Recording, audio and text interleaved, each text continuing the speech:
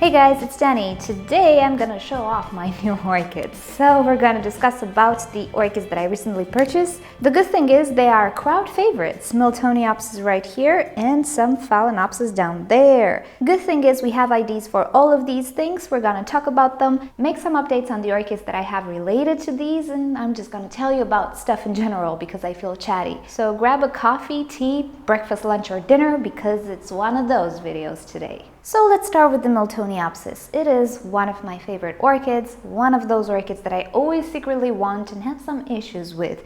If you know them, you know they're kind of fussy. Now, if you've ever smelled a Miltoniopsis, you kind of understand my passion for them. To this day, I did not find something that smells similar to them or in any way close. And it's that type of fragrance that you feel once, you never forget. So yesterday when I went into the garden center, which is not a big garden center, I went with the intention of buying some Phalaenopsis for some projects, and I felt this fragrance. I did not need to see them, I knew they were there, and behold, there was a whole bunch of them. I picked 3 because I went for the state of the orchid, not the flowers. And sadly, not all of them were looking okay, so I did the best I could. I'll show you what I mean. But first, let's go ahead and ID them and talk about the differences between them, because not all Miltoniopsis are the same, actually. So this big guy right here, you'll have the name, complete name on the screen. It's something with benito. This one has a huge flower. Some Miltoniopsis indeed can produce super big flowers. And just take a look at that lip. The pattern is absolutely gorgeous. Now this was the only one in the store of its people, and luckily it looks the best. I'll show you some B-rolls, I'll show you how the plants look like, root-wise, pseudobulb-wise, and of course take a closer look at the flowers. So Miltoniopsis orchids pretty much have the same fragrance, but there are some differences between them. This one, I can tell you that it has that typical Miltoniopsis rosy-like smell, although I wouldn't call it rosy, but it also has a spiciness to it. It reminds me a little bit of a brassica type of smell, but much more pleasant. And in combination with that rosy type of smell, it gives me a sort of a detergenty type of smell. It doesn't sound appealing, but trust me, it really is. So this one doesn't necessarily have a soft fragrance. It stings the nose a little bit. It's quite interesting. I never actually encountered a Miltoniopsis with this particular fragrance. And while it's easy to guess that this has my most favorite pattern, when it comes to fragrance, it's not my favorite. My absolute all-time favorite is the Herr Alexandre right there, which I had in the past and I lost. This Miltoniopsis doesn't have the showiest flower, it doesn't have the biggest flower, but it has the best smell in my opinion. It is again a very typical Miltoniopsis fragrance, but it's very smooth. It has a sort of a citrusy underlayer to it, if I can call it like that. And the reason why I think I like this fragrance the most is because of a weird memory I have. So I was really tiny and I was really curious about butterflies, and I actually caught one in my hands, and it was the age where my mother would teach me about stuff, and she told me not to touch the wings of the butterfly because that puff comes away and the butterfly will not be able to fly. And of course the butterfly left a bit of that puff on my fingers. I didn't kill it or anything, but for some weird reason my hands smelled like this fragrance. It was a sort of a nectar-y type of fragrance. And I asked Mom if butterflies are fragrant, and she said no, most probably it's nectar or something from a flower. But that's a memory that stuck with me, and I kind of hold dear. I was just discovering the world and I was really into butterflies and flowers and stuff like that. So that is a fragrance that I will never ever forget. It is stuck in my brain, and Herr Alexandre smells exactly like that. So if you will, maybe it has a sort of a nectar mix type of fragrance. It's really hard to describe the fragrance of Miltoniopsis in general, let alone this particular one. But maybe because of that memory, this is my favorite one. And next to it, it's a Miltoniopsis that I always dreamed of having. It's a waterfall type. Well, this is a waterfall type as well, but this is the first one that I knew of. This is the Miltoniopsis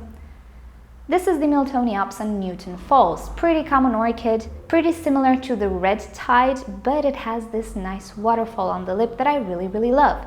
Now the fragrance on this one is more rosy than the other two. It's the one that I can associate with the smell of a rose. It's not necessarily a typical rose smell, but there are some species of roses that do smell kind of similar to this one. So if you will, it's the most approachable maybe fragrance of them all, although all of them smell gorgeous. It has a crispiness to it though. It has a sort of an icy tone to it, really hard to describe. But if I were to compare this to anything, I would compare it to a type of rose smell. Now Now, Miltoniopsis are not the easiest things. A few years ago, when I started to take the orchid hobby seriously, I purchased a few Miltoniopsis on the discount. Some friends of mine gave me some Miltoniopsis to save, and everything went super smooth. And I thought, I'm the best orchid grower EU. No, it's not like that. With Miltoniopsis, things are difficult at some point. So if you get an orchid which is already healthy, or it is producing new growth, or it has a good root system, things might go pretty smoothly if your environment is appropriate for them. At the time, my environment was, because it wasn't summer, so I was a bit lucky with that. However, the problem with these guys, if they go on the wrong path, it's really hard to bring them back. I don't consider they're that type of orchid that bounces back really fast like a Phalaenopsis or a Cattleya. I'm starting to think the Masdevallias are hardier than these guys. So the problem with them is they're not hardy at all. The other problem is that they really don't like heat and dry air. And the main reason why I lost all of my Miltoniopsis was spider mites, so that was a stress. And also, if you remember, 2 or 3 years ago, I had to leave for 2 months, and it wasn't a vacation. I was not home for 2 months, and a neighbor came and watered them. It was the end. Absolute end. It was full summer. I didn't use my AC because I was not home. It was absolutely the end of them, and that's that. But I know that I can do good with them, and in this environment I might have a few chances because it is more humid, kind of hot, yeah. But I have this clay setup which keeps things cooler. Theoretically, I should do better here than there. The sad thing is, I had some bad luck with these. So I had 2 Miltoniopsis that Ana Maria sent me. One of them died a few days after I received it because of the transport. One of them is still alive, and I'm gonna show it to you. One of them I purchased from IKEA, but it was already on its way out, had no roots. I knew it was that way. I just decided to give it a go. It was full summer, didn't go so well. So yeah, no Miltoniopsis for me. But as I was saying, one of them managed to survive. This is a sort of a pinky whitish one. It's not the Herr Alexandre. So this is how my current Miltoniopsis is doing. She's growing this new growth, which does not look all that bad. It took a while. I do see roots going into the pot, so that's good. But it's quite tiny in comparison to the others. And yeah, it's gonna take a while until she establishes, but at least this one is looking okay now. But the other 2 that I had sadly didn't make it, and they took the Nelly Eiler with them. So yeah. Okay, so that's enough with the Miltoniopsis. Oh, my greenhouse smells so beautiful right now. But let's move on to the Phalaenopsis. So what we have here are 2 mini Phalaenopsis, very popular ones. This is the Sogo Vivien. You know, I always wanted to buy this one because it's pretty, but I needed a good excuse for it. I just didn't want to spend money on it. It's a phal, I'm not a big fan. But now I do have a perfect excuse for it. I want to use it in the semi-hydro with Ceramis experiment. It's a mini phal, so it's not going to take up a lot of space. Perfect excuse to buy it. I purchased it. These Phalaenopsis were €6 each. Good price in my opinion. And the other one, you might already recognize it. It's a variation of the Jiaho's Pink Girl, and this is a schilleriana hybrid. I do have another one, but if you remember, mine is more pink, light pink actually. I went for it because that's one of the phals that I actually like. It is fragrant. Mine is very mildly fragrant. This one though is a lot more fragrant. Right now I can actually feel it.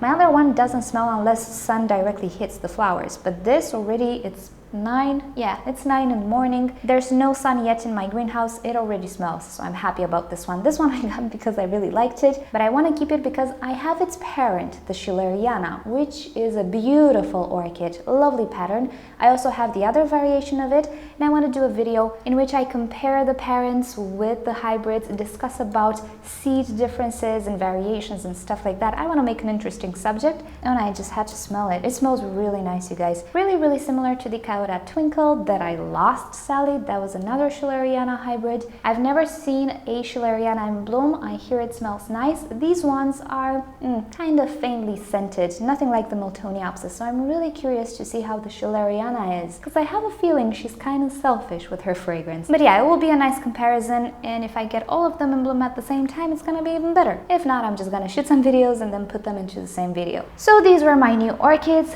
We will see how they do. I will take you along, of course, keep you up to date. Fingers crossed with the Miltoniopsis. It's just one of those that I really want. So if you've enjoyed this video, give it a thumbs up. If you hated it, give it a thumbs down. Subscribe to my channel for daily orchid and plants videos, and I'll see you all next time. Bye!